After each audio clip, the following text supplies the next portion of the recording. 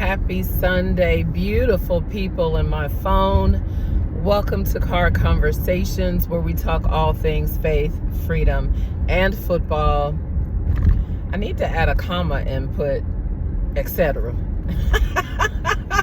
My name is Jocelyn Carr. Thank you so much for liking, subscribing. Thank you for commenting as you feel led to comment and sharing the content as you feel led to share content. Yes, my voice sounds like it does because I had an amazing night last night, and I just wanted to come on here and share it with you this morning as I head to the house of the Lord late. But I'm going to be in there. Thank you, Father. I'm going to make it in there. So last night, I was blessed with amazing tickets for my birthday. To shout out to an amazing friend who gave those to me. But I got to see my favorite NBA player currently in the league, because I do love basketball. I got to see Steph Curry drop 60 points last night on the Atlanta Hawks, even though my Warriors lost. Last night. What an amazing time. I think just about everybody in that arena would say that they had last night. The atmosphere was absolutely outstanding. If you've never been to an Atlanta Hawks game, I would venture to say a lot of arenas, in big cities, and, it's a great time. But I just feel like, and maybe I'm partial to the ATL, it's on a whole nother level. It's a whole nother vibe. It's the ATL vibe times 10 at a Hawks game. And had my Steph Curry jersey on. It was a lot of people with Steph Curry jerseys on. Trust and believe, the Golden State Warriors fans are deep. But it was a lot of Hawks fans. We were in a mixed area, mixed crowd, and there was a lot of trash talking playfully throughout the game. It went into overtime, y'all, but Steph dropped 60. He dropped 60. You cannot tell me that he is not the greatest shooter of all time. Put it in the comments. Do you agree? Is Steph Curry the GOAT when it comes to shooting? Hands down, 100% in my opinion. That man left it all out in the court. We haven't even made it to the All-Star break and playoffs yet. They haven't begun, but I'm feeling his fatigue. Like, I know he was tired. He had to have been tired last night. He dropped 60. Like, it was just amazing. And so that airplane is low, right by a private airport, and a little jet just landing, and it just caught me by surprise.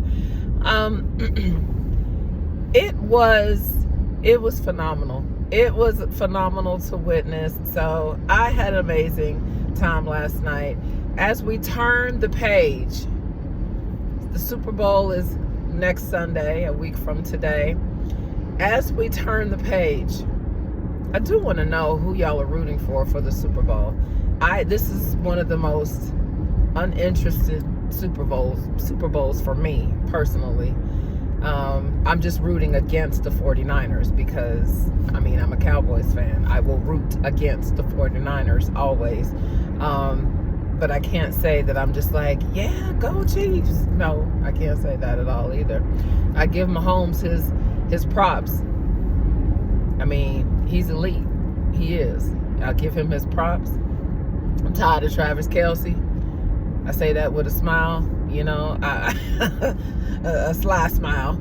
I'm getting tired of Kelce and the whole, Taylor Swift. Now listen, I don't have anything against Taylor Swift, okay? Have I ever really listened to her music? No. Do I think she's like, no. I listened to her music in spin class. I used to teach spin, and her music was always a hit in class, and it was great to exercise to, do that type of cardio to. So that's what I know of Taylor Swift. I think she's, adorable. But am I tired of seeing her featured in an NFL football game? Absolutely I am, because I like football. I don't tune in to watch football to see Taylor Swift and what she's doing in the suite. That's me personally. I don't. So I'm kind of over that a little bit. I'm sure a lot of people are either you really, really love it or you don't. I need this coffee this morning. Late night. So I say all that to say I am rooting against the 49ers, and that's it on the Super Bowl. So I'm really kind of already turning the page, and this is how I do my sports, because I do like lots of different sports, in this particular order. Football is my number one. Basketball is number two. I'd say tennis is a strong three. Then baseball. And then I'm starting to get into soccer, actually. I'm starting to get into soccer. Went to my first Atlanta United game this past season. Wow, that's a completely different vibe. It's amazing to me that all of the different sports here in Atlanta, each stadium, each game has a different type of atmosphere. And it's really unique to that particular sport. I love going to a Braves game at Truist Park. Sitting out in the home run porch is actually my favorite place to sit out. One of my favorite. I mean, yeah, when you get good seats behind home plate, that's nice too. But it's a whole party out in the home run porch area. So it depends on what you're feeling that day and how the weather is, of course. But no, that's a vibe. The Hawks game is on a whole nother level. Falcons games, there's nothing like the Falcons tailgate very nicely.